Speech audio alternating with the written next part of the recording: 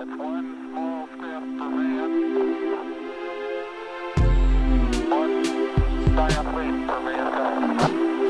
Columbia, this is Houston, AOS, over.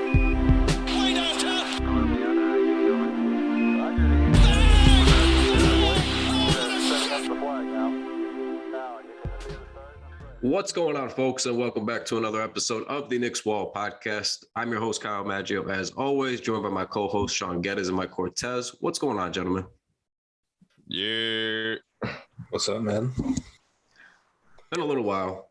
A very hectic month and a half for the three of us and our ever-evolving, not fun schedules that we have been trying to do this for. But we are back, and we're going to give you a nice loaded podcast. We got a lot of stuff we wanted to talk about, a lot of stuff we don't necessarily agree on even, which is good because normally we all three here, we like to agree on shit a lot of the time, but we got differing opinions on a couple different things here, so it's going to be a good one for you. But I mean, let's just recap here. The Knicks season is now over, right? We're on April 24th. We're recording this 11 in the morning. Knicks season's over. First round of the playoffs is underway in the NBA. A lot of fun things happening. Donovan Mitchell versus, the Dallas Mavericks. The Jalen Brunson's been going off. That's been a good series. Celtics Nets has been pretty good, except, the Nets can't win a game is the only thing there. But, we're watching like the Jason Tatum full on coming out party. He's sunning these guys on both ends of the floor. So there's that. But, it's been nice to kind of unwind a little bit these last couple of weeks. I mean, this was the last 3 months of the season to me felt like very sad sack. Like we all kind of knew where it was going. We were all rooting for RJ Barrett, the number one option. And we just wanted to see if we could actually make the play-in or not. We did not make the play-in. We did not make the playoffs. So, now it's finally time to actually, breathe a little bit. We're watching other head coaching rumors pop up. Guys coming, Tom Thibodeau happens to be safe, according to Leon Rose. So there's that, so we get to miss out on all the fun of the coaching carousel this season. But I mean, I did want to kind of start off with this pod in particular, just doing a little season in review, nothing wild. I mean, a couple of our favorite moments, worst moments, and then, we could just grade some of the players out. Nothing too crazy, but close the season out. Obi had, the 40-piece masterclass, made it quickly, had a triple-double.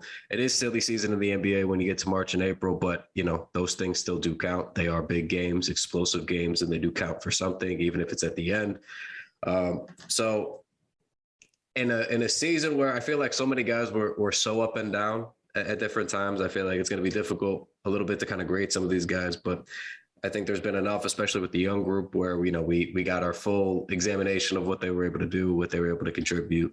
Some guys like Deuce, of course, didn't see enough of the floor, but for everybody else, I think generally speaking, we got a pretty good grasp. So let's just start with, in general, we knew what the offseason last year was. We knew what the season this year looked like. Let's start with the top, right? The front office.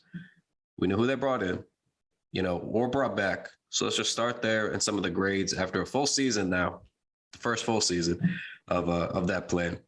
So we know Burks re-signed for 3 years, $30 million, right? Nerlens Noel re-signed for 3 years, about the same, right? If I'm not mistaken.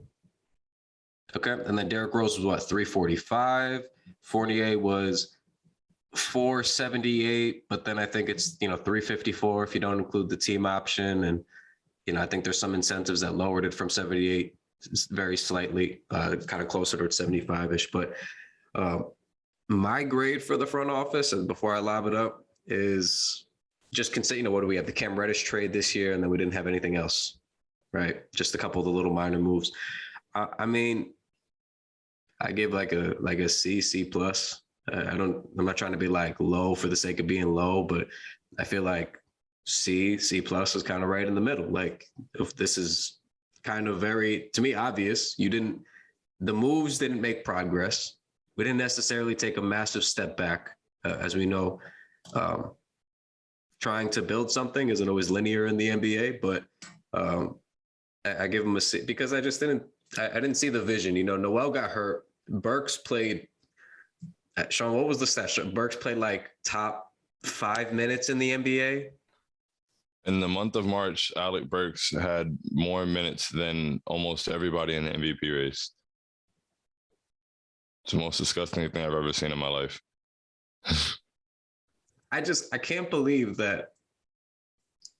I've never seen the Knicks, Knicks fans, as much as we argue about some of the stupidest shit sometimes and we go back and forth, I've never seen us as united as everybody was in the Alec Burks conversation, where everyone's just like, we have no problems with Alec Burks, man. We actually like Alec Burks. Can you stop playing him 40 minutes a game, bro? Can you just make him play 25 minutes a night off the bench? We are begging. Everybody was like, we love him in that role. Can you put him back? And Tibbs was like, no, actually, I'm going to play him more minutes. You guys thought I wasn't playing him enough? Just wait till March. And then he played him as many minutes as possible. It doesn't make sense to me. It was coach's son syndrome. That's all it was. Like, I don't hate you. I just hate that your dad plays you so much.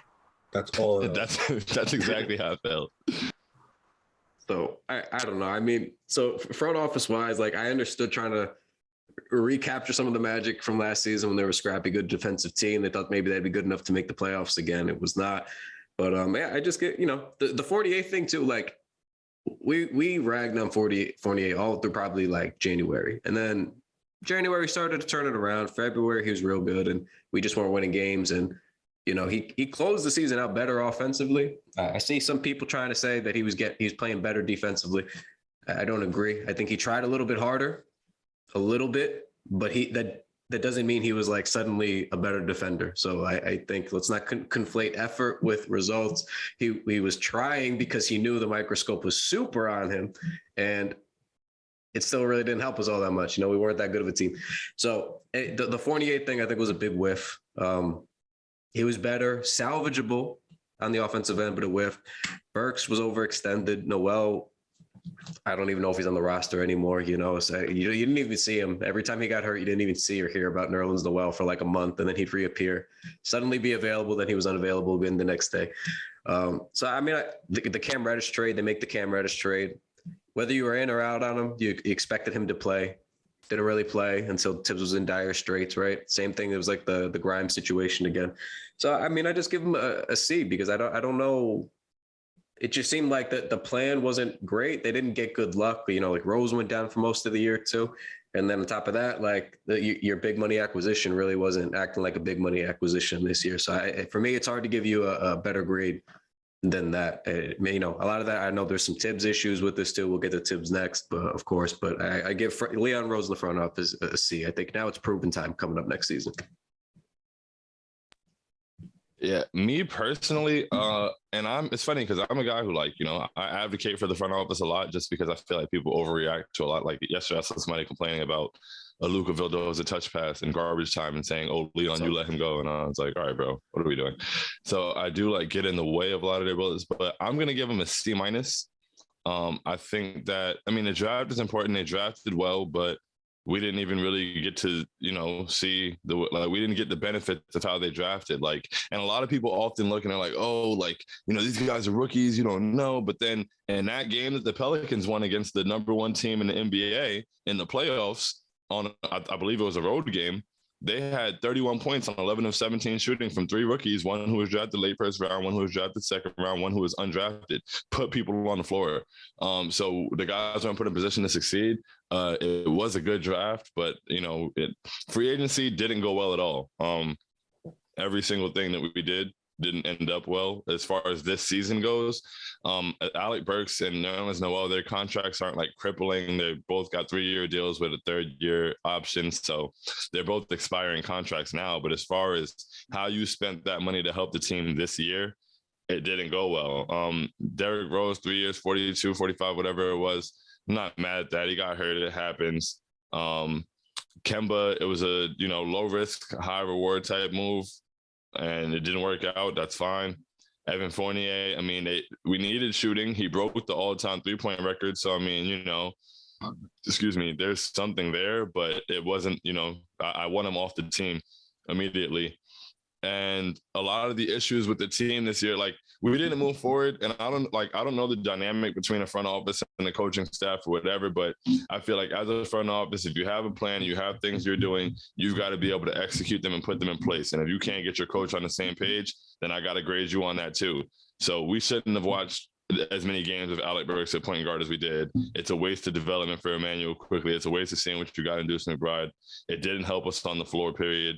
The Cam Reddish move is cool. The difficulty in him getting on the floor in the beginning, weird, but that comes down to coaching. But yeah, the front office didn't necessarily do anything well this year. They drafted well, but in terms of how the season turned out, and then my biggest thing and the reason they got a C- for me and almost a D is because of the trade deadline, they did nothing. And I don't even mean, we needed to go get a big star. We all knew that we needed to consolidate. Like, once we got Cam Reddish, the first thing I said was, Alec Burks is gone. Somebody's gone. You have to make room. And no room was made. And that led to Tom Thibodeau using his devices of destruction against our emotional, well-being for the rest of the season. And that's on the front office. So I gave him a C-. I went D+ just because of their belief that they thought that this team was actually closer to being a consistent contender than they actually were. Because when you really think about it, they thought Evan Fournier, that was the big signing, would be enough to keep them in the top 5 of the East. I wouldn't say top 4, but at least the top 5. That's just a very gross miscalculation. And if the stuff with DeRozan's true, that's even worse. And shame on you for listening to Tom Thibodeau if he really said, get Evan Fournier over DeMar DeRozan. The Cam Reddish trade, like you guys said, was good, but that wasn't nearly enough to move the needle. Kemba on a bargain deal was the second biggest move they made. The Nerlens re-signing was an absolute disaster. 25 games, didn't really do much.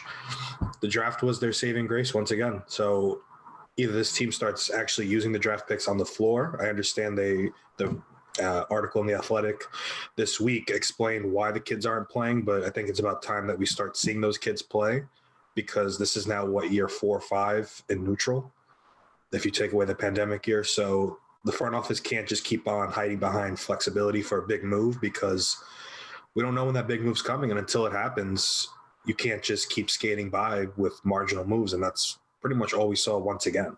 So enough with the team option deals that don't look as bad in that light, and start making some real moves. Yeah, I mean, that's part of why. I mean, I'm surprised I was the higher grade of the bunch here. I thought for sure I was going to be lower, but good on you guys. I was trying to be too fair, but yeah, no, I'm kind of with you though. But that's kind of why I ding them more for being cautious. Like I've been saying, we've been saying really on this pod, they've been cautious for the sake of being cautious, and I think people in this fan base really are pretty impressed by deals that aren't impressive. I don't know how else to say it. Like, they enjoy seeing a bunch of multi-year, $10-15 annually deals more than they enjoy seeing the Knicks just pay somebody. And the reason I say that is because they're capped out right now. Like, they got moves to make, but they're capped out. It's not impossible. Like Shaun's saying, we got a couple expirings this year, the team options, you're right. But for how many years we're going to be like, well, they didn't sign anybody good. These guys underwhelmed, but hey, at least they didn't kill us. Hey, at least we can still maybe move them and get off their deal. That's not a win to me after 2, 3, 4 years. You know what I mean? Like, at some point, okay, we can bring in a role player who's solid, right? For 10, 15 million a year, right? For sure. How does that push us further? Well, why can't we sign the $20 million a year guys? Why can't we sign the $23 million a year guys? Why is it only these guys, X amount of them, and then we got to keep interchanging those guys? At some point, you got to just consolidate and make a bigger splash. And if not, then, like Shaun just said too, we got all these draft picks you keep adding. Remember, we had a surplus of draft picks and we moved almost none of them, right? So we just kept adding kids.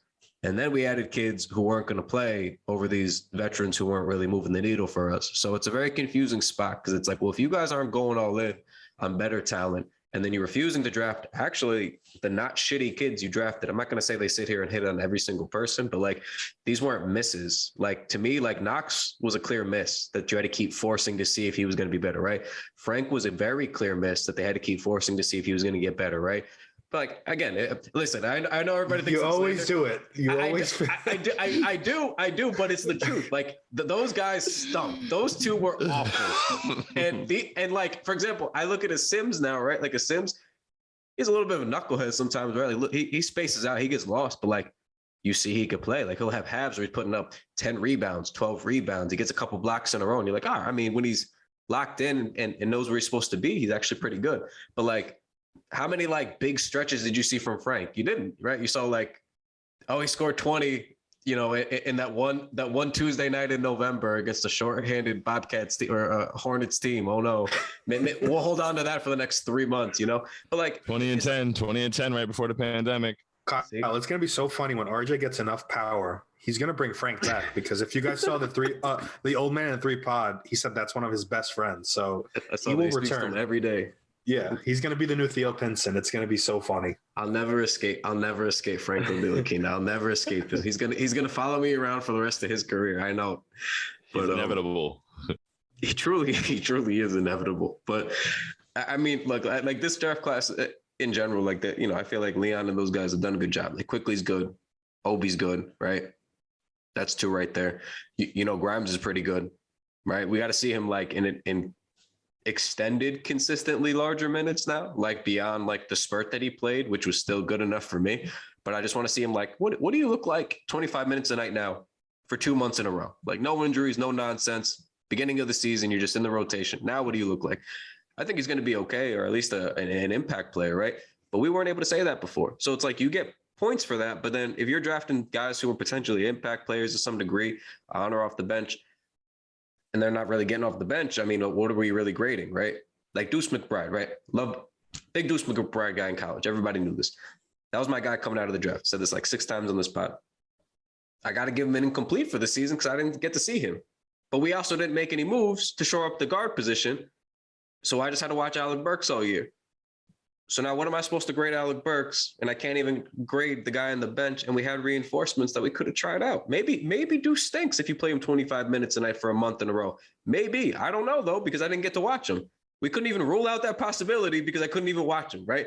But I knew point Alec Burks wasn't working and stinking it up, and I still had to watch it. So like that's where our frustration comes from. It's very much time to shit or get up the pot. This front office has to acknowledge this, okay? You can't do this every year. It's 2022. I feel like I've had the same podcast for 5 years where I'm just like, hey, man, you guys kept the books clean, We got the picks back. When's the move coming? Like any move. And we've argued, inconsequential additions. We've argued big additions, and it doesn't matter. If the guy makes $15 million a year and then we pay him once he gets here, if he's already making $25 million, it doesn't matter. We never get the guy, right? So the front office got to do better is really what it comes down to. Like there's got to be a vision you're building towards. And now a lot of us feel like there's no vision. It just feels like they're holding and kind of waiting for like a lotto ticket to fall into their lap. Like you got to be the aggressor. Nobody's signing here that's worthwhile, right? Go get somebody. If you have the assets, go get somebody. So until we see something, this front office is going to get a not good grade. Like you got to progress now. Yeah, I feel like this is a big summer. I mean, like you said, like even last summer, last offseason with signing Alec Burks, Noel, things like that. I mean, honestly, that's all they did in the first offseason too. We signed Alec Burks, we signed Noel. Those deals worked out, but like we haven't really made like when free agency hits and I'm waiting for 6 o'clock for 3 weeks. And then it comes and I get that notification. It hasn't been like an exciting notification or something that's like a real game changer. And I'm not saying we got to jump out and do the first thing we see, but it's time for a move to be made or at least a clear direction. Like, and I feel like as the way the last season ended, we should have a clear direction on this all season. Like, honestly, I would be cool with the front office just getting some people out of the way. If that was all we did this offseason, if that was all we accomplished, I would be fine starting Emmanuel Quickly, Quentin Grimes, RJ Barrett, Obi Toppin, Mitchell Robinson. Like, at least then I know, okay, we're like building around RJ. We're like 22 to 24 to our nucleus. And, these are the guys we're trying to build up and they're going to get the lion's share of the minutes and we're going to be able to, we can be like Grizzlies East. But this whole, having these draft picks that you've hit in the draft, you've done great. You've done great. The front office has done excellent in the draft. So now give your draft picks the opportunity to play and grow. Yeah, and not Grizzlies West. I was thinking more Rockets West, where you can just clear out all the like vets that are clocking minutes, Burks, Noel, and actually just build around Barrett in a Rocket type model where he's in, obviously, I don't know if he's Harden level when Harden was in Houston, that is, but he's really good at drawing fouls. He can get to the rim. If you just put quickly at point guard, and then Randall, I guess we'll talk to him about him in a little bit, but I would put someone like Obi there right now, especially if Obi's shooting how he shot in the last tail end of the season when he was shooting 30+%. I think he was closer to 38%. But the point is, put RJ, put Mitchell Robinson as the rim runner, defensive anchor, and just put him with shooters and see what happens. Because I'm guarantee you that spacing is going to be good. It could even be Fournier. I mean, Fournier hit 241 3-pointers. If he's can do that again at a 38% clip, why not just try that out for 1 year? Because unless I'm missing something, I don't really see a star player that's going to be available without giving up the whole roster coming up this summer. Zion's probably the closest we can think about just because the Pelicans are surviving without him against the Suns. So maybe that's the opening. Donovan Mitchell, we'll talk about him in a little bit. That seems to be the guy that Knicks have their eye on, as well as Brunson, because they've been at that series. But yeah, I would just build around RJ this year. If they're going to keep doing the same, hiding behind the cloak of flexibility, I think at least try and build a model with the existing pieces. It'd be cool. I mean, I'm very indifferent at this point. Like, I think RJ is the only sure thing. And even this talk about like, oh, you can't, don't gut the roster. If you make this trade for a player, whoever the player is, who's going to be left? I never like those conversations, to be honest with you, because it implies that after you make the first trade or move, whatever the move is, even if it's small, that like you don't make moves after that. And I don't quite understand that. If you make a big trade and you get 3 or 4 of those, it doesn't even got to be Fournier contracts, but you get 3 or 4 of those other contracts out, you just have cap space and 4 open spots now to fill up. And if there's better free agents and you have better talent, you probably have an easier time drawing the better free agents in. Like the point that I go back to, right, is the Carmelo trade, which we've discussed at length, but this is a different angle on it, right? So everybody says we got gutted, right? We got gutted. The team had no depth, which was true for one season because it was a mid-season trade. But then what happened in the offseason? They made a bad choice and not amnestying Amari, and that still led them to the really good backup plan of getting Tyson Chandler locked in to play next to Carmelo Anthony. Then Tyson Chandler wins Defensive Player of the Year. They win 54 games. You get J.R. Smith. Like, it's not nothing. You make one trade, you can realign on the fly, like, because you have cap space and the better talent. Now people want to play with Carmelo. Did we get a second superstar? No. That should have been Chris Paul if we did the amnesty the right way. However, they still built a really good team before they blew it up with the Bargnani thing, right? So you can make the big trade and like deal with the initial not having depth, because like to me, I almost would prefer this specific front office make the move because they have hit on the draft, to Sean's point. So if you moved a couple of the guys who are an RJ, right? Even if, yes, okay, like you don't, I know nobody wants to move quickly. Nobody wants to move Obi now, but this goes back to the point of if you want good talent, you have to give up good things. So like, let's say you move those guys. Okay, maybe you're not thrilled, but do they hit on Grimes? They've hit on other guys. Do we not trust them to hit again? I feel like they still have some picks if you're not moving all of them. Like, you know what I mean? I just feel like if they really have been smart with some of this stuff, then what's really the hesitation, the big scare? I would feel like they can move some picks and probably with the remaining ones, make some good selections. And again, if you're plugged in like those guys are, after the first big domino falls, you get your first star, whatever, then I feel like it should be easier for them to like go get the surrounding talent, the supporting cast. Yeah, I mean, I personally, it really would depend. I mean, I really don't want to trade Emmanuel quickly at all.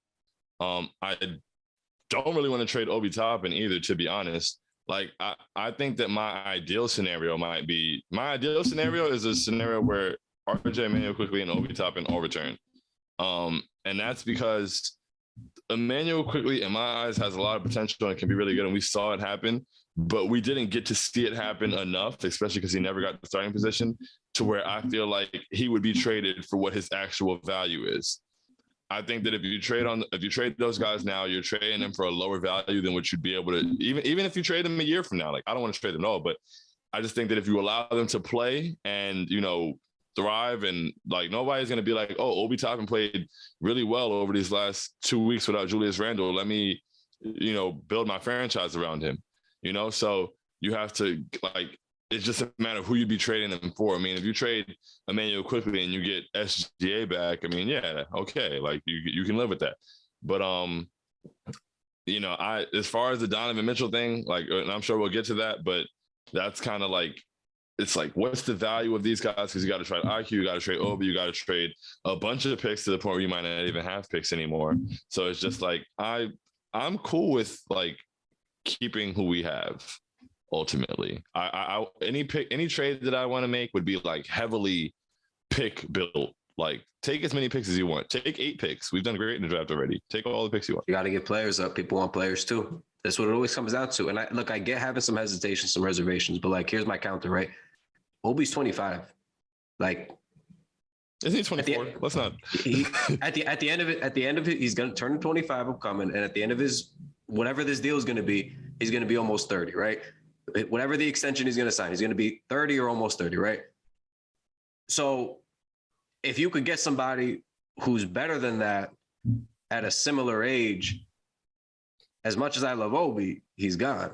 Like, that's kind of how it works for me. Like, I have no hesitation with that. That's my thing. If I'm trying to tell you I'm going to move Obi for like 33-year-old Russell Westbrook, yes, like punch me in the teeth, of course. Like that I understand. Like, there's context to when you make those moves. But if I'm trading for a guy who's a young star under the age of 26, 25, I probably have no reservations, including quickly Obi, because you're going to have to give up something enticing, because if you don't, there's going to be another team that's perfectly willing to give up with guys on a similar tier to Quickly or Obi, sometimes better, probably better, in addition to their picks, which might be worse, but if they're giving up a comparable player, that's how they win.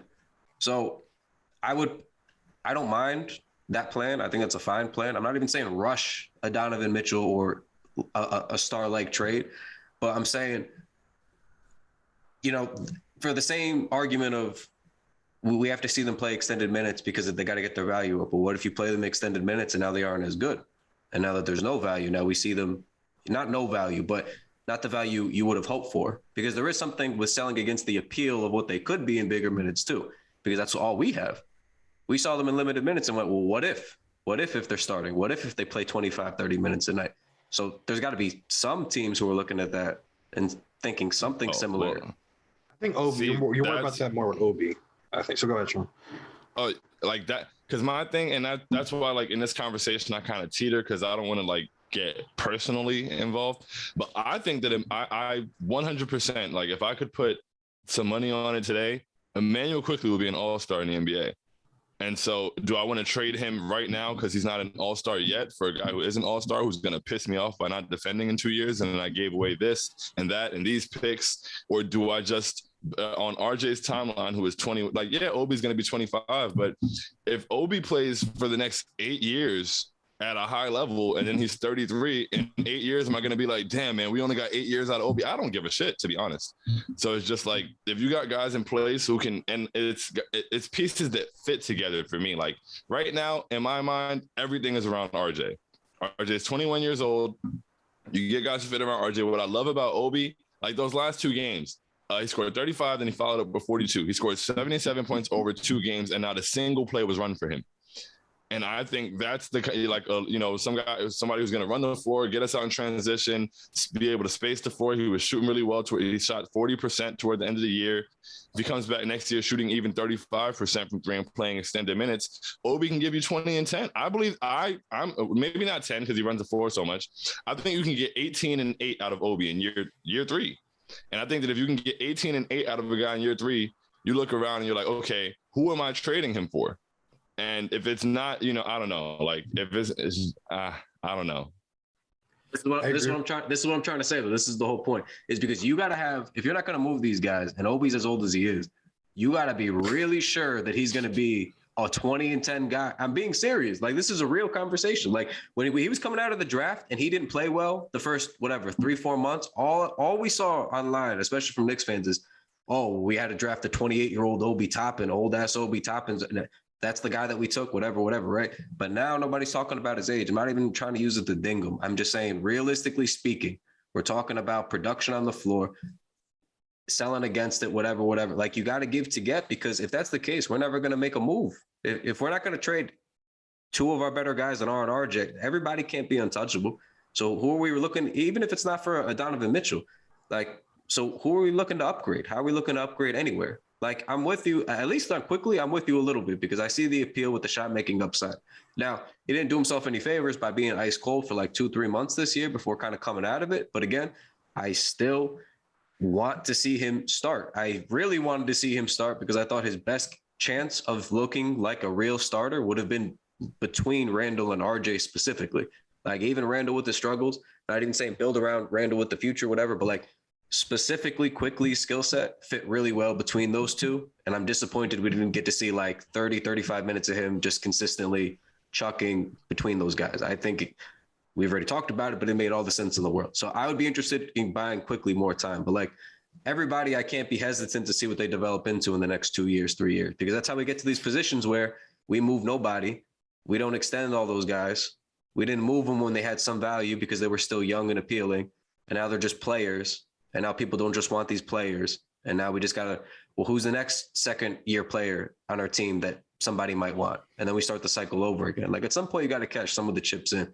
And I trust the front office to replicate, not entirely, but some of the draft success. Like, I mean, clearly they know the kind of players they're looking for. They want guys who can come in and, even if they don't play all the time, can impact games right away, like a Jericho Sims. So I would take my chances on making a move and then, like, hey, you guys figure it out in the front office. You got more picks. You know, obviously nobody's saying trade 8 picks, Emmanuel quickly, Obi Toppin, Grimes, everybody, all the picks, go get Donovan Mitchell. But there's like 4, you start with 3-4 picks, right? And you go, okay, pick two of the better young guys, not named RJ, that you were interested in. And that's like the start of the foundation of the deal. And then you tweak from there. I think, whether it's Donovan Mitchell, SGA, somebody else, like, you're going to have to make a trade like that at some point, if you're trying to be realistic too. And RJ is 21, getting him a guy who's a legit star under 25. That's a good timeline to be on. Like, that's for RJ's sake too. You're giving RJ good talent that he could grow with and stay locked into for the next 4 or 5 years guaranteed. Like, that's kind of how I'm looking at it too. Like, at some point you got to give him like the talent shot to be able to go out and grow and get back to the playoffs and actually have a shot in the playoffs, Like, I worry, even if it's RJ's the number one option, is Quickly and Obi going to be enough in a playoff series? Obviously, we don't know. They could be. We don't know. But the chances of that happening versus like an established 25-year-old guy already, to me, I think it's clear. I think we're not bringing up the right name with trades. I think Julius Randle's the one that we have to really think about. And that's not because I think he had a down year. I think Shaun hit on it best when he talked about Obi scoring 77 points without having a play run for him. Randle's not that type of guy where he can be super effective off the ball. And if Thibodeau was a little more creative in using Randle as a small ball 5, then I'd be more open to it, but he's not. It's very clear that he likes to have a true center. Taj Gibson seems to be the only exception to that rule. So under that, and then you have Cam Reddish, who is technically a 3 or a 4, ideally. So you have a lot more flexibility to move on from Randle than anywhere else. I think Quickly he shouldn't be moved until he's at least tried out as a starting point guard, because the last 5 games, 8.8 assists. I know it's a super small sample size, but it kind of just hit on everything that we saw from Vegas, where he looked like he was taking control. We see him on the sideline with Deuce and Grimes going through plays, clearly like engaged as becoming a point guard. You have to at least give that guy a shot before you move on, in my opinion. And Randall's on a bargain trade. I know he wanted to spend his prime here. That's nice, but this is a business at the end of the day. Obi, I didn't expect Obi to blossom like that towards the end of the year. And if he proves to be, obviously, I don't think he's going to shoot 38% from 3 for a full season, or maybe he can. But the low maintenance where you can keep the ball in RJ and Quickly's hands, or whatever other player that they bring in that's going to need the ball in his hands, you can afford that with Obi on the floor. You can't really afford that with Randle. And then that's not even getting into the mental lapses or whatever Randle was doing where he was sulking during periods on the floor. That is why I think it should be heavily considered if the deal is right to consider Randall. If the deal's right, because half the Randall conversation I've seen has just been dumping him because he can't be on this team. That's all I keep seeing. Yeah, he can't be on this team next year. He just can't be on this team. And I think for the same points you're saying about, well, why would we sell on Obi and Quick if we haven't seen what they maybe could look like in better value? We're selling at the worst time. I think that's what we'd be doing with Randall. I know it's not the popular take maybe, but like, you did sign him, and everybody complains about the contract extension coming up. He's going to be like the 50th highest paid player in the league. This is an inconsequential deal. This is a decent regular I think that's extension. an asset in a trade talk, though, don't you think? Yes, I agree, but it's got to be. Randall's an asset as well. It is, but it's got to be the right deal. Is all that I'm saying. Like if you're just dumping him to get off of him, and somebody's going to have a good contract for the next 4 years because they bought low. I'm not that interested. I don't think he's going to bounce back to fucking, last season, but I think, that there's a middle ground between very obviously the worst shooting career of his career and the season before, which was the best shooting season in his career. I think at some point, naturally, he has to find whatever that middle ground is. And I think that's when you sell against him. I think for me, I'm one of those, he can't come back. I don't want him on this team. I don't care. I don't care if he's got to get traded for like a left Air Force. Like that's what I'm saying. Care. So then you're taking the found money you had and you made a smart extension and now just fucking get him out of here. I don't care what we get back for him. And that to me, that's not smart asset management. Yeah. We're not taking big swings and we're selling low at the worst time. Because at the end of the day, you don't want to I think that Randall is, and I feel like he was cancerous this year. Like watching him, like his energy, like the effort level and the way, and Obi needs to play. If we didn't have Tom Thibodeau, like the front office put themselves in this quandary. So now you have to get rid of Randall because you chose to keep Tom Thibodeau and he's not going to try Obi Randall. You drafted Obi. Obi has a chance to thrive and he's able to do it with low usage. And I think that the transition from Randall to it becoming RJ's team, I don't know if that really sat well with Randall. And I'm not saying he's jealous or he was angry, but just as a human, it was probably tough. They were chanting MVP for him. And then they got to a point where he was at the line and they were RJ Barrett chants while he was at the line. So I think he just has to go. And I think that you try to, my thing is Julius Randle, as many picks as possible. And, maybe one of the young guys. And when I think of one of the young guys, as much as I love Quentin Grimes, he's the person I attach in most of those because people have seen enough of him to know what he can be. He's a really great 3-and-D guy and has, potential to be more. And that's a young guy with value. And you already have Cam Reddish, and that's kind of redundant at the wing. So you prefer to trade one of those guys as a young player. But I would offer Julius mad picks and a young player, whatever, and see what that can get me. And if it can't get me anything, and if that can't get me anything, then I just move Julius for what I can move him for. But I think that bringing Tom Thibodeau and Julius back is disgusting. I don't want to do that. I don't want to see that again. I don't want to see, because I don't have any faith in Tom Thibodeau's ability to evolve at all. So we're going to see the worst ISO player in the NBA still getting heavy ISOs next season. That's not what we need. I think that we need to put that's why I feel like the front office has to pivot to focusing on the young talent that they have in the building. Part of drafting well is a lot it's not just about drafting guys so that you can have them as assets to trade for guys that other people drafted. You draft guys well, you let them become what they are, and then you get a nice young nucleus. The Grizzlies were closing a playoff game the other night, and every single player on the floor was somebody they drafted in the past 3 or 4 years. I would love that. So you don't get him out of my way, honestly. And I mean, and what you said about, with RJ, if you get to the playoffs, is Emmanuel Quigley and Obi Toppin going to be enough to help him? Maybe it won't. Maybe they get to the playoffs and they don't win. They're 22. Obi's 25, but we're on RJ's timeline. RJ is 22. If they get there this year and they don't win, that's the year of experience that they get. And maybe next year they'll be more ready for it. It's not because you could trade for the 25-year-old and still get bounced in the first round. And then what? I'm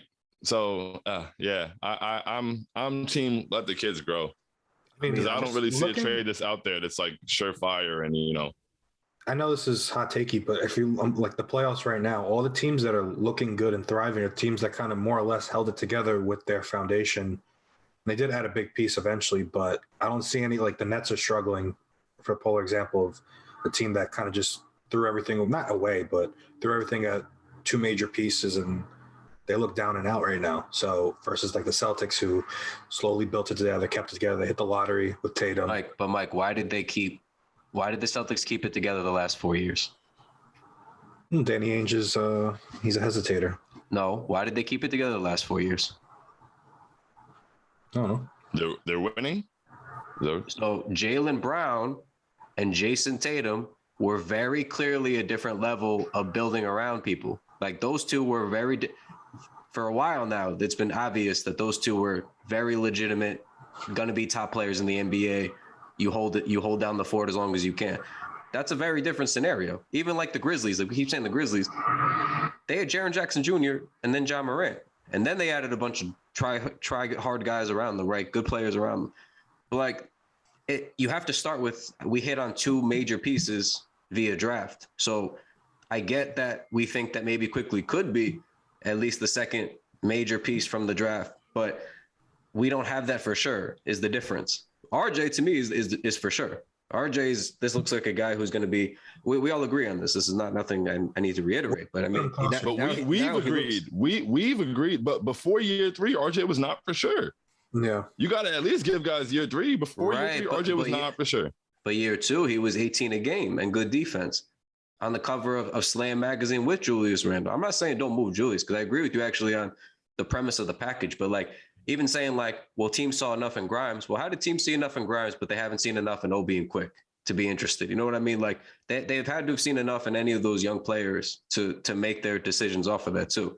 And I'm not saying they haven't seen enough to be interested. What my thing is, like I said, I think Emmanuel Quickley can be an all-star. And I don't think that if you trade Emmanuel Quickley as part of a trade package, he's going to have the value of potential all-star. So I think that trading him right now, instead of allowing him to be like, I firmly believe, like, because I look at, okay, RJ is here, boom, that's a one surefire piece. Now, who can play point guard and give me 18 points, 5 boards, 5 or 6 assists, and get to the line, play solid defense? Emmanuel Quickley can do that right now, given 30 minutes. So let him do it instead of trading for another guy. Let him do it, and then year 3. He does it sort of well. Maybe year 4, he's 20 points, but and if you give it to him in year 3 and he gets 30, 35 minutes a game and he's just not the guy, then you look elsewhere. But I think, like Mike said, you got to give him the chance to do it. Like, I can't say that he can't do it. He hasn't gotten it. I've seen Emmanuel Quickley do it. I wanted Emmanuel Quickley to get a starting job from his rookie year. Like when I saw him drop 31 on Portland, and then he came in the fourth quarter and dropped 16 in the fourth and beat Trae Young, I was like, yo, give this guy the job. And he hasn't gotten it yet. And I think that in year 2, even though you said like he's had a 2.5 month monumental shooting slump and still was really good defensively. And honestly, in year 1, he was a little bit of a defensive liability. So the fact that he was able to come back as a plus defender in year 2, he got a lot better with playmaking. Like Mike said, he was averaging 8.8 assists, but even beyond that, like our offense was running better over those last 30 games when he was running the offense. And he also had a great assist to turnover ratio. He wasn't turning the ball over either. So it's like, those are good things that you see like that, in year 2. And if you give him more of that opportunity in year 3, you can have that player. It can be more cost effective. And then, you can start looking at what other things you can do with your assets. Okay, now we try to convert Julius Randle, whether it becomes cap space or you put it into a different deal, somebody to be a complementary piece to these guys. Even with Obi, like, I don't think there's anything about anything about what Obi Toppin did that wasn't like replicable. I don't think that he started like coming down and shooting step back threes or like, fading away. Like he ran the floor, he cut back door, he caught alley-oops, he shot threes at a 40% clip. Like maybe that goes down to 35, but that guy gives you 18 and pretty efficiently. He had a game against the Hornets where he had 18, 11, and 6 on 8 for 11 shooting. That's great production to get from the 4. So I like, rather than just trading guys away for like, hoping that, I don't think there's that guy out there that I can trade IQ and Obi right now for their lower value, and he's going to make me not worry about the fact that I did it. I don't see that guy out there. I mean, I disagree wholeheartedly. Because I understand what you're saying. Because this always turns into like, it makes it seem like I'm against like the young guys too, and it's not that. It's just No, I don't have this certainty or belief that these guys are going to be all-stars. I think that, and that's not slanderous. I think you could be a very good basketball player, a high impact starter, and not be an all-star or close. We've seen a lot of those guys, good winning basketball. You know, like the Hall of Very Good. We use that term sometimes. The Hall of Very Good. There's very good players that exist that just are not all-stars or just not. You know, and to me, I don't see either of those two, Quickly or Obi, turning into that caliber of player. I see them turning into impact players, good starters, quality starters even. But if it's coming down to me, then trading a couple quality starters for an all-star level talent that helps us move up with the talent disparity that we have, that's sort of what I'm looking at. And if it fits the right timeline, then I'm okay hate that with word. it. I don't think we have a talent disparity. I think we have plenty of talented basketball players. We have talented basketball players that should have got more burn. I don't want to have to go back on everything I say to refine it. We have good basketball players that should have gotten more burn. Emmanuel Quickly, I'm with you. The last 2 years, I would have just started him for 2 straight seasons. I'm with you. Obi Toppin, I would have played a zillion minutes, especially 4 or 5 minutes with Randall. I'm with you. I saw the impact he was making because he was making real impact. He came into the game and he was good. I'm with you. But when you're playing starters every game consistently all season, and now they start to think about you and game plan for you in different ways, it does change things a little bit. So as much as I think they're going to come in and mostly be okay as starters or longer minute players, I think if we're looking at what they could turn into, not to put a cap on them, but, normally when you're talking about young rebuilds, you kind of know the guys who are really got it or you don't. They come out and they play like an RJ. They really got it. You know what I mean? So again, I think there's credence to don't rush the trade. I'm not saying it's got to happen this summer. As soon as the Jazz get eliminated, offers got to be on the table for Donovan Mitchell. I'm not even saying that, but you should be conscious of making the star trade now more than ever. It's the same thing I've said last year. So it's not anything new. And I liked Emmanuel Quickly last year. I wanted him to start last year coming into this season. I wanted him to start. You know what I mean? But I would move him is all that I'm saying.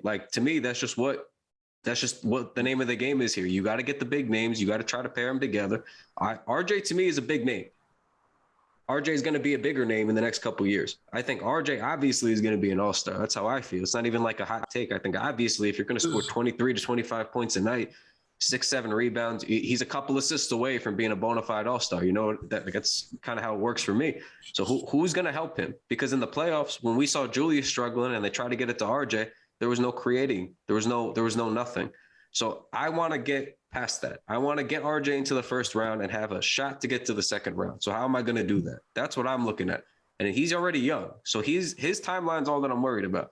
So if we could add to this now and get past it, you could always add another good player. You could always sign another good player. I don't need to keep all the good guys we have now is what I'm trying to say. I would start with the Randall plus picks deal. I think that's fine. But at the end of the day, different teams are going to value different things. And if they want a Quickly, it's not going to be enough for me to say no, is all that I'm saying. I think you try to keep them. You try to keep them in the deal. That's what I always try to say. You try to keep them. I enter with this. I try to keep one of Obi or Quick, right? And okay, take a Grimes, take a whatever. You try different things. Take a Deuce, take Grimes and Deuce, and you know what I mean? You try different packages. I would Quick and Obi would be the last guys I wanted to part with, obviously not named RJ. But that's not usually how this works. Usually you keep the one good young guy you want, and then probably the others go. If you're going to make the big moves, what I'm saying. So I think I think we're missing out. I think we have a Maxey opportunity with Quickly, where maybe not the points are there, but I think you can have a guy who at the bare minimum is averaging 15 points and around 7 assists. I think you have to at least give him an opportunity to take a leap. He should average 15 if he starts. I don't think that's wild, but that's what I just don't know how much more beyond that. Is he a 20-point guy? Is he? We don't know, obviously. I'm not sure. I think we can't always mystery box all the prospects. Is all that I'm trying to say. Because if we always say, well, what if he's going to be an all-star? Then of course, well, if he's going to be an all-star, we can't trade him. But we can't say this about everybody either. At some point, we got to pick and choose. For me, it's not just 'cause I think he could get 15 in his sleep. I think he'll definitely be a 20-point guy. I don't know about next year being a 20-point guy, but I think with 30, Damian Lillard, third year Damian Lillard played 35 minutes a game and got 21, 6, and 4. And I think in 35 minutes a game, Emmanuel can give you something similar. Maybe 19 instead of 21, but I think he can give you 5 boards and 5 assists. He was like, and I'm not saying he's Damian Lillard, but like, I'm also saying that you got to give guys the opportunity to, and it's like he gets to the line at like elite level player rate. Like he gets to the line like veteran, and those are things that are valuable in the playoffs. Emmanuel quickly has games where he's like, and he shoots a high clip there. So he'll get to the line 10 times and make 9 of them. There was one game he had 18 on 4 shots. But Sean, this is all I'm trying to say. Come on, and 27 on 10 shots. But Sean, but like the point in question is we keep talking about guys that we might trade for that are like high level offensive players. And we're talking about what Emmanuel quickly maybe might do in big minutes, maybe might do in the playoffs. Donovan Mitchell, who we don't want because of defensive purposes, in his playoff career, averages 29 points, 5 rebounds, 5 assists. He gets to the line a lot. He shoots 38% from deep over 37 career playoff games. Like that's not enough with the defensive maybe concern sometimes because he's played defense in his career before. Like, so I'm looking at a guy averaging 35 and 5, shooting 38% from deep. I would take my chances. He's 25 doing that already. He's still a young player coming in. He's not even in his peak yet. We're gonna poo-poo that and then say, well, quickly maybe scores 21 in the playoffs. I don't know how we do that. I'm not poo-pooing it, and I'm not saying that because I feel like right now you're doing like a direct linear comparison of Emmanuel Quickly and Donovan Mitchell. If the trade was Emmanuel Quickly for Donovan Mitchell, I'd be listening, but that's not what the trade is. And beyond that, it's like the level of you got to trade quickly, whatever the package is, you got to trade mad picks. And I'm sorry, like, I don't want to hear that, oh, he was a good defender before. When he was coming out of Louisville, I loved Donovan Mitchell. I thought he was a very active defender. Donovan Mitchell should be a great defender. He has all the tools to be a great defender. He's quick. He's got quick feet. He's got long arms. The fact that Jalen Brunson is going off and your team has to put Bojan Bogdanovic on him is alarming to me. I can't ignore that. He's mailing it this series, but I think if you're looking at his if you're mailing his full resume, first of all, and then even his full resume during the season while the Jazz were collapsing and dropping mad games, I had an eye open because this whole time I was like, from the beginning of the season, I've been saying I'm rooting for whoever the Jazz play in the first round so Donovan Mitchell can request a trade. He was coming after the games, he was being like, damn, it's the same shit as last year, blah blah blah blah blah. You guys heard that? Well. Yeah. It's the same shit as last year. Your team's losing close games, and you're not switching. You're not stepping up. Maybe you're the problem. Because he's mailing it. Because he wants to get out. I don't know. I'm sorry. Isn't that what we're rooting for? I don't want the guy that's I don't want the guy that's mailing it. I don't. And I'm not saying. Look, I love Donovan Mitchell. I'd be very excited if he was a Knick. But I'm just saying, in terms of ways and avenues that we can go improving this team and moving forward, if we trade for him and I go in the Garden and I watch him not switch on the screen and in the fourth quarter of a playoff game with a minute left, I'm going to blow a blood vessel. So I don't want to go through, like, especially trading all those assets for him. No, if he was playing defense, reactionary. Is it really reactionary? Because it's not just like he stopped playing defense this series. First of all, they like, even when as I'm watching it, because I don't watch a bunch of Jazz games all year, but as I'm watching these games, they're like, the Jazz struggle with perimeter. Their perimeter defenders, they don't have great perimeter defense. Rudy Gobert looks like he's in hell. He's like looking around. He's trying to cover all these switches. He's looking at guys like, bro, what are you doing? I don't want. After watching Julius Randle take defensive possessions, maybe I just have PTSD. That's what I'm trying to tell you. But that it's important. It is important, but it's not every play. It's not every series of this guy's career is all that I'm trying to say. He's definitely, I'm with you. He's mailing it. Brunson is cooking him. He's getting fried.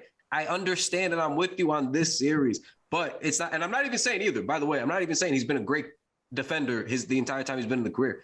I'm saying he's not been bad. At worst, he's fine. Like, he's never been like torched every year, torched 82 games in a season, because that makes no sense when they generally play good defense during the season, right? So they have good defensive teams, a good defensive structure, at least for the regular season. And then things get hairy in the playoffs because that's how playoffs work, right? This season in particular, he's getting fried. He deserves everything everybody's saying about him on that end, because it's been evident and it's been bad.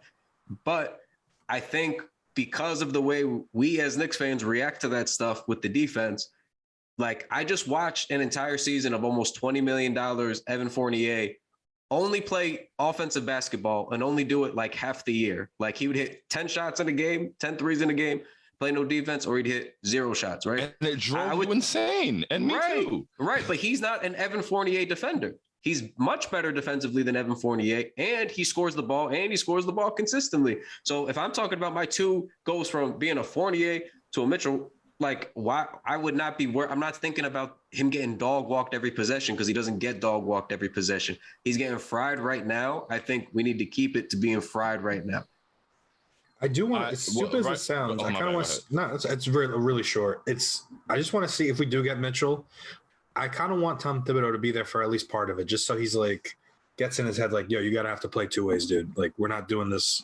But that's the other part too, is like, I'm under the assumption, like when he comes here, Tibbs or no Tibbs, like that's the expectation. Like you come in and it's like, all right, bro, you mailed it. All right. You did it. Mission accomplished. All right. Like you got out of Utah. You did what you had to do. Okay. You play defense now. Like, I'm not saying you got to be even all world, all caliber, all defensive team, but like the obvious mailing obviously you can't do that shit. You can't just come here and only chuck. Obviously, if you come here and only chuck, I would be with you, but I don't think the expectation for a 25-year-old rising star who wants to get out of the Mormon capital of the world, I think I'm going to cut him a little bit of slack for the little bit of defense that he's fallen off with here of late, and then and make the move. That's just me. Kyle, do you think Donovan Mitchell wants to win these playoff games? I don't know. I mean, he looked pretty excited yesterday, making a game-winning. He looked pretty excited. He made huge plays. He made the and one to get him back into it. He made the lob to Gobert. I think he wants to win these games. These are games that you want to win. And in the fourth quarter, with a minute left in playoff games, you are not switching, boxing out, stepping up, making an effort. That's not about wanting to get out. You want to win. You want to win these games. Clearly, I saw you. I saw how excited you were. You want to win these games. You're just not making the play. And that's alarming for me. I don't really like the whole, like, you know, I tried to do that earlier, and I know it's not the same situation, but I tried to do it earlier this year. Oh, Evan Fournier is not a good defender, but he's played in some good defensive systems. Maybe he'll get here and playing for Tibbs, he'll commit to defense. And I know that he's far less capable defensively. I just said that. They're different. But at the same time, I also can't just assume that he's going to get here and play defense. I cannot assume that. But why are we just going to assume that he's going to only mail it? That's what I don't get. I'm not assuming that he's going to only mail it. Maybe he's just a shitty defender. Maybe he doesn't care about defense. That's why you have to. If you're in the fourth quarter of a playoff game with a minute left and you're not stepping or switching or making any kind of attempt at a play, you're a shitty defender. Period. I think he's playing like a shitty defender right now. I don't think he is a shitty defender, is what I'm trying to say. Look, if you're playing like a shitty defender with a minute left in the playoffs, I'm not exactly signing up to trade the farm for you. Maybe if this is like week 17 of the regular season, like, you know, we're in January and he's just trying to get to the trade deadline and he doesn't really care that much about tonight. This is the playoffs. I'm not buying the whole, he's just a shit. You're a shitty defender in the final minute of a playoff game, bro. That's nasty. And like I said, I love Donovan Mitchell. I think he's extremely talented. And if he comes to New York, I will get a jersey. But in terms of our avenues and our direct, I'm going to, like, I would just be really upset because you're like, oh, well, if he gets here and he mails it in or he's not that defender that we thought he would be, then that would suck. Well, yeah, but then that's where we would be. You can't go back and undo it and be like, well, let's go back. And we didn't realize he wasn't going to do this. I'll be optimistic here. Well, I'm just going to check the temperature and be super optimistic. LeBron fake sold when in 2009, that was a fake sell towards the end. I just feel like, just I'm over this shit. So I think maybe a change of scenery. I think he definitely wants out of Utah. That's abundantly clear. And who can blame him?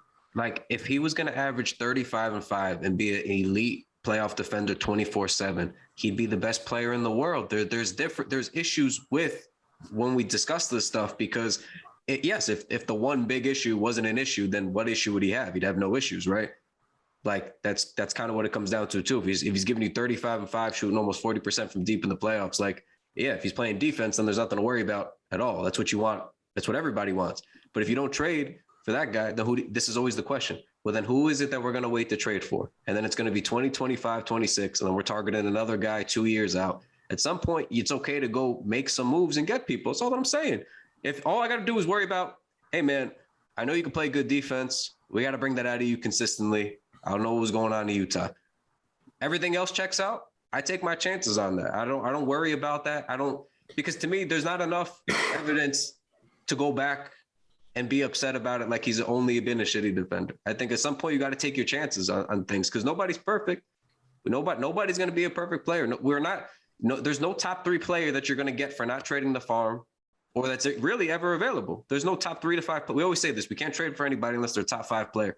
Top 5 players don't become available. So you generally got to trade for the top 15, 20 guys and try to make the best team you can out of those guys, right? And if you don't, then we do what we've been doing, which is trading for nobody and then just sort of praying that somebody falls into our lap. So again, I'm not saying you got to rush to do it. I'm not saying you got to trade everybody, but I'm saying I think the souring on guys at which we sour on them sometimes, like even SGA. I love SGA, don't get me wrong. I sign up for him in a heartbeat. He's not some defensive savant either. Like he's not going to come here and be two-way superstar. He's got things to prove in the defensive end too. Young stars got things to prove in different buckets in different areas. And it's all about who you're willing to take the swing and the chance on, and then think you're going to have a good shot going forward. For me, I maybe I take more chances because we have PTSD as fans for different reasons. You know, Shaun with the defense, me for just not trading for people. We have different things that we're going to always go for. But I think at some point you got to do something. I'm not saying force it, whatever, trade quickly, Obi, all the picks. You know, I'm not saying every single thing, but like there's got to be a reasonable middle ground when we think a guy is worth trading for. Because it always seems like we like a guy, then it comes time when really we might have to actually get in the mix to do the trade. And then we're like, but that one thing, but do we really want to pay this guy? And then you know what the biggest thing for me is with the Donovan Mitchell thing? It probably wouldn't be so big if he wasn't playing the Mavericks. Because before the series, I literally tweeted, I was like, Jalen Brunson could drop a 50-point triple-double and I wouldn't want him on the Knicks. Like I had no interest in Jalen Brunson. I knew he was a good player, but like I want Emmanuel quickly to start. So it's your fault is what you're saying because you started the Jalen Brunson God tour. You spoke it into existence. Clearly. Because then he just started going up. And as I watched the game, I'm just like, okay, at this point, would I rather, like, because I didn't want Jalen Brunson. Now I'm open to Jalen Brunson, kind of maybe as a backcourt mate with Emmanuel quickly. I wanted length on the wing next to RJ, but Jalen Brunson gives enough effort. And like I saw they were trying to post him up with Boyan and wouldn't happen. He's a stocky guy. He's kind of got that Chris Paul thing to him. He's a smaller defender that doesn't really get picked on. So he can, like, him and quickly can work as a backcourt. So now I've opened myself up to this possibility, especially if it means a Randall sign and trade. Good God, please send that man home. So if it gets Randall out of here in the process, you don't have to just dump Randall off. You get value back. Like, I'm cool with that. That's a nice, like, I like that. So now it's like, okay, I could lose only Julius Randle, who I want to get rid of anyway, and acquire Jalen Brunson to put it to 2. And he's making great decisions. He's him, honestly. He was getting MVP in the playoffs. Yeah, he's him. And the only reason for me to say he's not him would be because his name wasn't attached to being him before. He is playing like him on both ends of the floor. So when I watch these two guys in the series, and it's like, you could have this one not lose any of the assets you want to keep, or you could get this one and trade all your assets. I'm looking at the guy who I don't have to trade anything for. But Brunson obviously hasn't produced to the level that Donovan Mitchell has produced. And also, let's not sit here and pretend like Brunson was some defensive stalwart leading up to whatever. He's played better the last 2 months. I will give you that in the defensive end. I watched a lot of Mavs games. He's played better the last couple months for sure, especially these playoffs. I will give you that because he isn't getting punked on defense. I give you that. But we can't make decisions on one playoff series is what I'm trying to say, because I feel like we're only putting stock into this playoff series. For a while, Jalen Brunson's not been a good defender. For a while, that was not the case. So while I'm with you, there still are the same questions. While he looks better in this series, for sure, he's in God mode. He is playing like him. You're correct, 100%. He's one of the best players in the playoffs right now. He's amazing. But if we're going off what he's done so far in total, like there are still defensive concerns, right? So then I'm sitting here thinking, I'm with you. I would try the quickly Brunson backcourt out, but at the same time, there could be real defensive drawbacks to that if you're not getting what you see right now with Brunson. Like he hasn't proved it to me over a long duration. He's giving effort. That's what I'm saying. Like you got like one thing that I want to like get your thoughts on. Like how crucial is it to be a great defender for like to acquire a star player? Because I kind of feel like you kind of I think you insulate the star, because when you think of star player, to me at least, I'm talking about a 25 plus point scorer when I'm talking about a star player. I mean, like, obviously there's non-traditional stars like Draymond, but if you're Star trading for caliber. somebody, you know what I'm saying? The whole point is to get a star scorer, because at the end of the day, that's the most important player in the league. You have to insulate them anyway. So that's why I'm just like, Obviously, you want the two-way guy, but right. But like those guys are few and far between. Like when you really talk about true two-way stars, two of them are on the Clippers, and then you have 4 or 5 more league wide that are really, and the 2 of them are in Boston. So it's not really.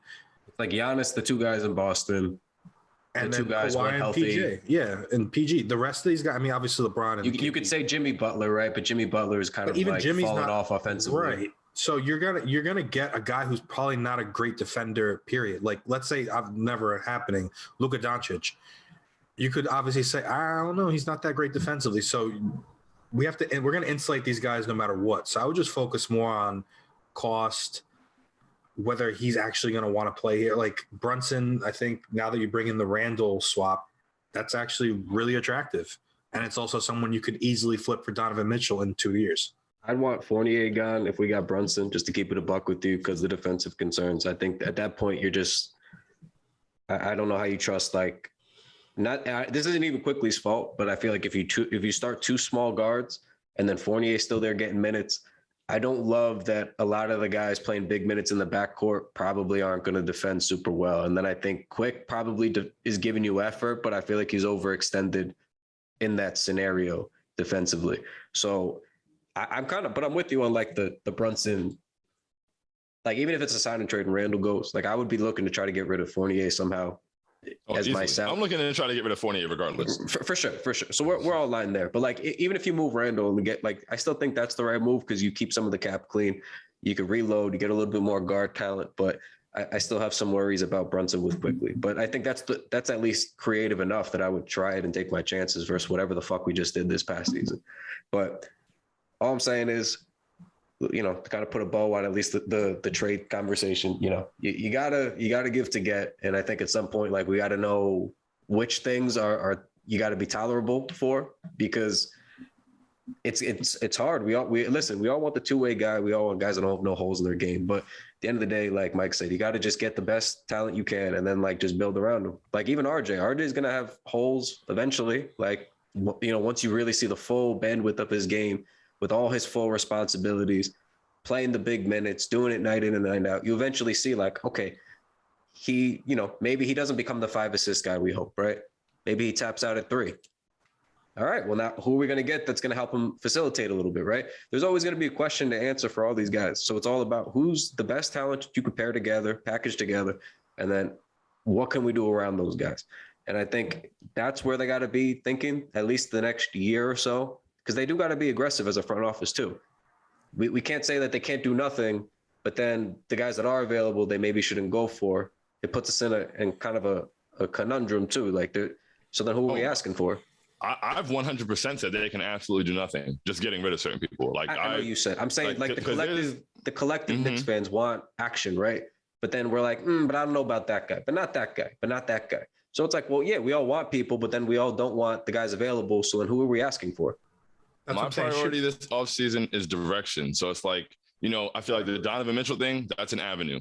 And it's like I said, it's not the one. And I don't want anybody to get it misconstrued when I say, Donovan Mitchell can stay where he's at, where I'm like, I don't like that, to say, oh, we better not trade for Donovan Mitchell. Like if we acquire Donovan Mitchell, I'm going to be happy. He's a great player. He'd be great next to RJ. Like I said, I'd get a jersey, but it's just, I'm looking at the avenues we could take. There's the Donovan Mitchell avenue. There's that Jalen Brunson thing. It just became a thing to me of, okay, we can put him next to Quick. That doesn't mean I want to do it. I prefer length on the wing next to RJ. It's just plausible avenues. It's like, what can the front office, I don't like to talk like this empty air thing of, oh, they need to go, like, what can be done this summer? You can go get Donovan Mitchell if that's the thing. You can do the Jalen Brunson thing. You can bring everybody back and have IQ Grimes, RJ, Obi, Mitch, and let your guys grow for another year, have Cam off the bench. I'm excited about that reality. And in those 3 realities, Donovan Mitchell might be 3rd on that list for me. That doesn't mean I'd be happy with any of those outcomes. So the front office, like, their job is kind of easy this year. It would be really hard to piss me off. They've already pissed me off. They'll still do it. They'll still do it. They'll still do it. But like in large, I'm actually with you, like on the whole pick a direction thing, because that's why we keep talking about all the different avenues, because there's no direction. You know what I mean? Like, but they've put us here the last couple of years with it's been every year they've had picks before this past season started. The books were clear with the picks. And it was always, well, we have RJ, you know, we have some young guys at the time. They still had, you know, Mitch and everybody else too. So it's like, well, what was the direction? Because even then it was like, are you going all out youth or are you going to play some vets? And then it was like, well, we're going to play a bunch of 1-year vets with some of the youth. Okay. Then turn into a bunch of 2-year vets with some of the youth. And it's like, all right. But what else? What else? And like, they keep like balking on a direction. So yeah, if they actually pick a direction and it is the RJ Quick Obi trio route and they trot that out, like, I'm not going to say, you know, to what you're saying too about the Donovan Mitchell thing, like I'm not going to sit here and poo-poo that, because at least like, okay, you guys have picked now, and we can all wrap our heads around what's happening here. We could all finally get our answers to these guys. We could all finally see what else that those guys might possibly need or directions we can go from there. But you got to pick a route. You can't keep trying to win now, like they keep pushing. They're aggressively trying to win now because of all the veterans and everything, right? And letting Tibbs do what he wants. That's like the narrative anyway. But then you can't also say, well, we want to invest in the future while holding some of these young guys back, right? So you just got to pick a route. Like really, fully, truly, it really is that simple. And, you know, I just do it. Like, just fucking do it, man. It's 2022. It's April 2022. Like, I always say the date on all of our pods because I want to reiterate, like, how wild it's been that we've had some of these same conversations since 2017, 2018, 2019. I used to say the same thing with Corbo. Okay, we've waited 2 years now. Now what? 3 years now. Now what? 5 years now. Now what? Like, at some point, like, you really just gotta aggressively take a route, because even like to the Grizzlies points and everything else, at least those guys, like, yeah, they had better players, but they aggressively took the route of like, we're only going to play those guys nonstop. And then it worked out because they hit on them and they developed them and they had better hits. Right. But they picked a route. So I weren't afraid to make trades leading up to that. Like, they didn't hold their load. Like, those picks are running out. You can make trades. I just want to see something there. I just want to see something. That's probably my most annoying thing, because in 2020, after the 2023 draft, they'll still have all their picks, but it's not the bulk picks that they were pitching. Right. So you have to do something. This was my bitching and complaining the last year and a half. Right. So I was like, you have a surplus of picks. This is a rare thing in sports to have a surplus of picks. At worst, you trade 4 of those picks and you end up basically having all your own picks moving forward. You could have made a trade 2 years ago. That trade, that era that we would have been in would have been halfway over. And we would have been looking to, we're about to have all of our own picks again and yada, you know what I mean? So It's like, why couldn't we have done it when we had a surplus? Because now, sure, there's nothing wrong with having all your own picks, because that still means you have plenty of picks to work with. There's no problem here. But you blew an even more advantageous scenario. Even if you didn't make a superstar trade, you could have made trades for better impact guys. And it just seemed like being content with drafting guys who weren't home run picks, aside from pretty much RJ, like, and then not really playing those guys. To me, like, it was, I've been saying bad asset management, because like they hit on guys, but then they don't play them. And then I feel conflicted about what I'm supposed to say about the front office. I like the guys you drafted. They don't play enough. I don't know. Like, I don't know. What am I supposed to do with that? So I will say, though, if we do trade for Mitchell and the defensive concerns are there, you know who I'm thinking about bringing back. Who's the best friend of RJ Barrett and Donovan Mitchell? Say it. Come on, Kyle. You know who it is. Say his name 3 times. I have no idea the Frenchman you are speaking of. I have no idea Frank, this could be. Frank Ntilikina's revenge tour, baby. I feel like it's inevitable that it's going to come. I already know. I feel it in my bones. You know, I feel it in my bones. There. Yeah. The common thread's there. That is the glue guy. Nick. And didn't he go back to CAA? He did. He did go back to C. Look, I know the writings on the wall. Let's go. Oui. Columbia. We're going to have to get the shit post for him now. Houston, AOS over.